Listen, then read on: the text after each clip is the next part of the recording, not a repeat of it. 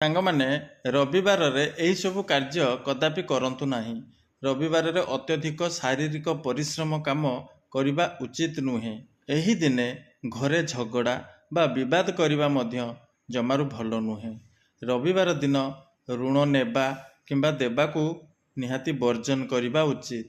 ଏହି ଦିନେ ମାଂସ ବା ମଦ୍ୟପାନ କରିବା ନିହାତି ଅଶୁଭ ହୋଇଥାଏ। ରବିବାରରେ କେଶ କାଟିବା ବା ଦାଢ଼ି କାଟିବା ମଧ୍ୟ ଉଚିତ ନୁହେଁ। ଏହି ଦିନେ କଳହ, ଅସତ୍ୟ କହିବା ବା ଅନ୍ୟାୟ କାମ କରିବାକୁ ବର୍ଜନ କରିବା ଉଚିତ। ରବିବାରରେ ଘରୁ ଲୁଣ ଧାର ଦେବା ମନା ହୋଇଥାଏ।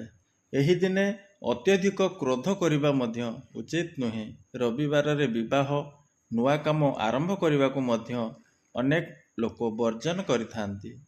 ଏହି ଦିନେ ପିତାମାତାଙ୍କୁ ଅସମ୍ମାନ କରିବା ମଧ୍ୟ ପାପ ହୋଇଥାଏ। ରବିବାରରେ କଳା ବସ୍ତ୍ର ପିନ୍ଧିବାକୁ ଅଶୁଭ କୁହାଯାଏ। ଏହି ଦିନେ ମିଥ୍ୟା କାଗଜପତ୍ର କରିବା ବା ଧୋକା ଦେଇ କାମ କରିବା ମଧ୍ୟ ଉଚିତ ନୁହେଁ। ରବିବାରେ ଆଳସ୍ୟରେ ସମୟ ବ୍ୟୟ କରିବା ଅପେକ୍ଷା ଭଗବାନଙ୍କ ପୂଜା ଏବଂ ଅନ୍ୟାନ୍ୟ ମାଙ୍ଗଳିକ କାର୍ଯ୍ୟ କରିବା ଶ୍ରେୟ ହୋଇଥାଏ।